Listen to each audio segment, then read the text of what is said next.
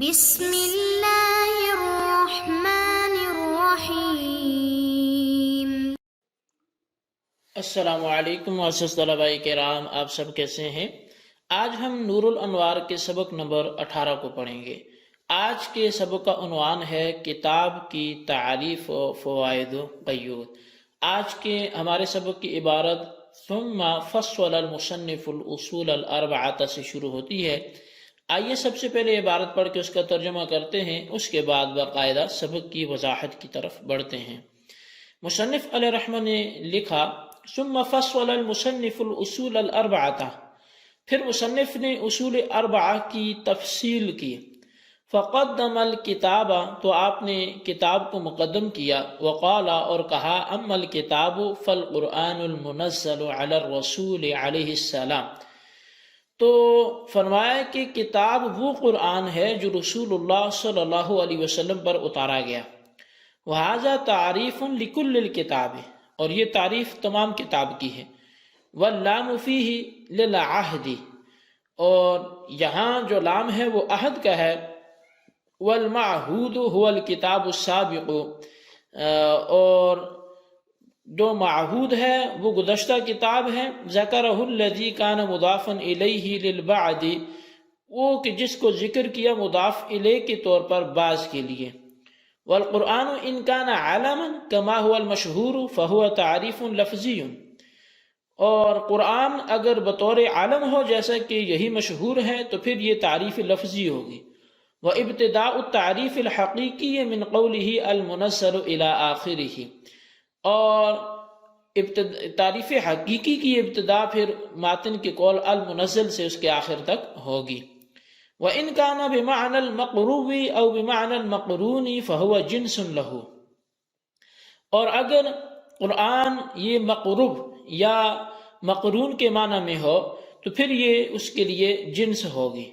وَمَا بَعْدَهُ فَصْلٌ بِلَا تَكَلُّفٍ، اور جو اس کے بعد ہے وہ بلا تکلف فصل ہوگا۔ فالمنزل احتراز عن الکتب الغیر السماویۃ، اور پس منزل کا لفظ بولنا یہ بچنا ہوگا غیر سماویہ کتابوں سے۔ وقولہ علی الرسول، اور ماتن کا علی الرسول کہنا احتراز عن باقی الکتب السماویۃ، تو یہ قرآن کے علاوہ باقی آسمانی کتابوں سے احتراز ہے۔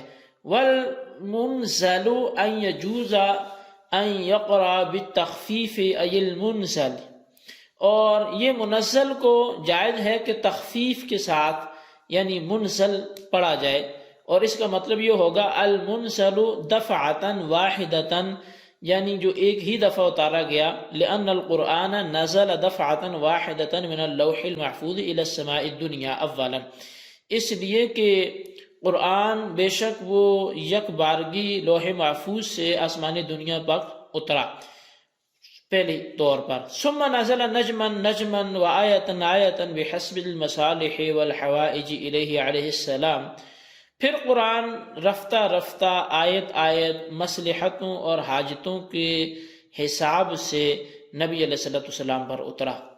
او لأنہ کان ينزل علیہ السلام دفعۃ واحدۃ فی کل شہر، یا پھر اس لیے کہ قرآن ہر رمضان کے مہینے میں ایک دفعہ نبی علیہ السلام پر اترتا ہے۔ وَيَجُوزُ أَن يَقْرَأَ بِالتَّشْدِيدِ، یا وَيَجُوزُ أَن يُقْرَأَ بِالتَّشْدِيدِ، اور یہ بھی جائز ہے کہ اس کو تشدید کے ساتھ پڑھا جائے، یعنی منزل کی بجائے منزل پڑھا جائے۔ لِأَنَّ نُزُولَهُ فِي الْوَاقِعِ كَانَ بِدَفْعَاتٍ مُخْتَلِفَةٍ فِي مُدَّةِ النُّبُوَّةِ، اس لیے کہ قرآن کا نزول در حقیقت زمان نبوت میں متعدد دفعات میں ہوا ہے۔ تو جی طلباء کرام، یہ ہمارے آج کے سبق کی عبارت اور اس کا ترجمہ تھا۔ اب آئیے اس کی توضیح و تشریح کی طرف بڑھتے ہیں۔ صاحب نور الانوار نے فرمایا کہ ماتن علیہ رحمہ اصول اربعہ کو اجمالاً بیان کرنے کے بعد الگ الگ کر کے تفصیل بیان کرنا چاہتے ہیں، اور کتاب اللہ چونکہ تمام اصول کی اصل ہے اس لیے کتاب کو اس کے ما لہو اور ما علیہ کے ساتھ پہلے ذکر فرمایا۔ چنانچہ فرمایا کہ کتاب وہ قرآن ہے جو رسول اکرم صلی اللہ علیہ وسلم پر اتارا گیا، مصحفوں میں لکھا گیا، رسول اکرم صلی اللہ علیہ وسلم سے تواتر کے ساتھ بغیر کسی شبہ کے منقول ہے۔ اور وہذا تعریف لکل کتاب کے ایک سوال کا جواب دینا مقصد ہے، اور سوال یہ ہے کہ معرف یعنی جس کی تعریف کرنا مقصود ہے وہ کتاب کا ایک حصہ ہے جو 500 آیات ہیں، کیونکہ اصول اربع میں ایک اصل یہی کتاب کا ایک حصہ ہے، نہ کہ پوری کتاب۔ حالانکہ جو تعریف کی گئی ہے وہ تو پوری کتاب پر صادق آتی ہے، تو بس مذکورہ تعریف چونکہ کتاب اللہ میں مذکور قصوں اور امثال پر بھی صادق آتی ہے، اس لیے کتاب جو شریعت اسلامیہ کی اصل ہے اس کی تعریف دخول غیر سے مانے نہ رہی۔ حالانکہ تعریف کا جس طرح اپنے افراد کے لیے جامع ہونا ضروری ہے، اسی طرح دخول غیر سے مانے ہونا بھی ضروری ہے۔ تو اس کا جواب یہ ہے کہ تعریف تو کل کتاب کی ہے، مگر الکتاب کا جو الف لام ہے وہ عہد خارجی کا ہے، اور معہود وہ کتاب ہے جس کو لفظ بعد کا مضاف الیہ بنا کر سابق میں ذکر کیا گیا۔ چنانچہ پیچھے یہ کہا گیا کہ اصول شرع جو ہیں وہ 3 ہیں، الکتاب و سنت اور والاجماع وغیرہ، تو اس کے بعد کہا والمراد بالکتاب بعد الکتاب وهو مقدار 500 آیت، تو وہاں یہ کہا گیا تھا کہ کتاب سے مراد جو ہے وہ بعض کتاب ہے جو کہ 500 آیات کی مقدار ہے۔ بس یہاں مقام تعریف میں الکتاب کے الف لام سے اسی بعد الکتاب کی طرف اشارہ ہے، اور جب الکتاب کے الف لام سے بعض کتاب یعنی انہی 500 آیات کی طرف اشارہ ہے جن کے ساتھ شریعت کے احکام متعلق ہوتے ہیں، تو اب لفظ الکتاب قصوں اور مثالوں کو شامل نہ ہوگا، بلکہ صرف انہی 500 آیات کو شامل ہوگا جن کے ساتھ احکام متعلق ہوتے ہیں۔ اور جب لفظ الکتاب صرف انہی 500 آیات کو شامل ہے جو شریعت اسلامیہ کی اصل ہے، تو دخول غیر سے مانے نہ ہونے کا جو اشکال تھا وہ بھی نہیں ہوگا، بلکہ تعریف جامع بھی ہوگی اور معنی بھی ہوگی۔ تو حاصل یہ کہ تعریف تو کل کتاب کی ہے، مگر الف لام عہد خارجی کی وجہ سے یہاں مراد بعض کتاب یعنی وہی 500 آیات ہیں جو احکام شرع کی اصل ہیں۔ اب شارح نے فرمایا کہ لفظ قرآن میں 2 احتمال ہیں، ایک تو یہ کہ القرآن کتاب الہی کا علم ہو، نام ہو، اور دوسرا یہ کہ لفظ قرآن مصدر ہو۔ بہرحال اگر القرآن کو علم قرار دیا جائے جیسا کہ مشہور بھی یہی ہے، تو القرآن کے ذریعے کتاب کی تعریف لفظی ہوگی، اور المنزل علی الرسول سے تعریف حقیقی کا آغاز ہوگا۔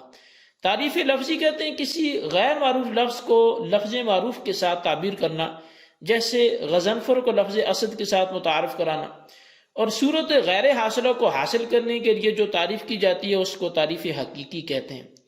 دوسرے احتمال کی بنا پر یہ اشکال ہوگا کہ لفظ قرآن معرف ہے اور الکتاب معرف ہے، اور معرف پر محمول ہوتا ہے، لہذا القرآن مصدر کا الکتاب پر حمل کرنا لازم آئے گا، حالانکہ مصدر کا حمل جائز نہیں ہوتا۔ اس کا جواب یہ ہے کہ اس جگہ القرآن مصدر اسم مفعول کے معنی میں ہے، اور مصدر اسم مفعول کے معنی میں بکثرت استعمال بھی ہوتا ہے، جیسے کتاب بمعنی مکتوب، شراب بمعنی مشروب، خلق بمعنی مخلوق استعمال ہوتا ہے۔ پس جب القرآن مصدر اسم مفعول کے معنی میں ہے تو الکتاب پر مصدر کا حمل کرنا لازم نہیں آئے گا۔ رہی یہ بات کہ قرآن کا اسم مفعول کیا ہے، تو اس کی 2 صورتیں ہیں، لفظ قرآن محموز ہوگا یا غیر محموز ہوگا۔ اگر تو محموز ہے تو یہ قرأ یقرأ جو پڑھنے کے معنی میں ہے اس کا مصدر ہے، اور مقروء اسم مفعول کے معنی میں ہے۔ اور اگر غیر محموز ہے تو یہ قرن یقرن ملنا جو ہے اس کا مصدر ہے، اور مقرون اسم مفعول کے معنی میں ہے۔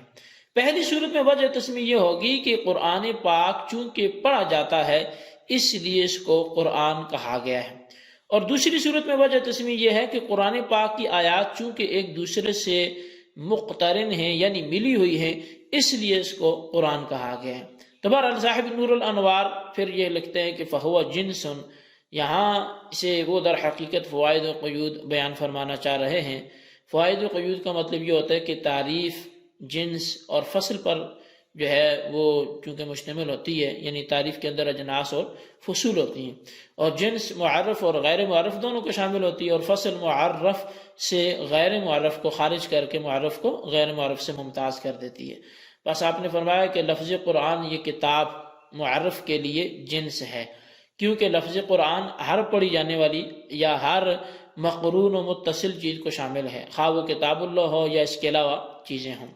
اور لفظ منزل پہلی فصل ہے جو غیر آسمانی کتابوں سے احتراز کرتی ہے، یعنی المنزل کی قید سے غیر آسمانی کتابوں کو خارج کر دیا گیا، اور علی الرسول کی قید سے قرآن پاک کے علاوہ دوسری آسمانی کتابوں توراۃ، زبور، انجیل وغیرہ کو خارج کر دیا گیا۔ مولا جیون اللہ رحمہ نے فرمایا کہ المنزل کو زا کی تخفیف اور تشدید دونوں کے ساتھ پڑھنا جائز ہے۔ تخفیف کی صورت میں یہ یک بارگی اتارنے کے معنی میں ہوگا، اور تنزیل کی صورت میں یہ بتدریج آہستہ آہستہ اتارنے سے ماخوذ ہوگا۔ اور چونکہ قرآن کریم ایک دفعہ لوح محفوظ سے آسمانی دنیا پر یک بارگی اتارا گیا، اور دوسری دفعہ نبی علیہ السلام پر یہ بتدریج اتارا گیا جیسے جیسے آیات کی ضرورت اور واقعات پیش آتے گئے، اس لیے دونوں طرح سے اس کو پڑھنا جائز ہے۔ یہ ہمارا آج کا سبق تھا، اس کو اچھی طرح نوٹ کریں اور اس کا خلاصہ اپنے رجسٹر پہ ضرور لکھیں، بالخصوص ان سوالات کے جوابات دیں۔ سوال نمبر 1 یہ ہے کہ کتاب کی تعریف بیان کریں، اور سوال نمبر 2 یہ ہے کہ المنزل پڑھیں گے یا المنزل پڑھیں گے، دونوں کی وجوہ بیان کریں۔ اللہ تبارک و تعالیٰ سے دعا ہے جو کچھ ہم نے پڑھا سنا اسے یاد رکھنے کی توفیق نصیب فرمائے، آمین بجاہ النبی الامین صلی اللہ علیہ وسلم۔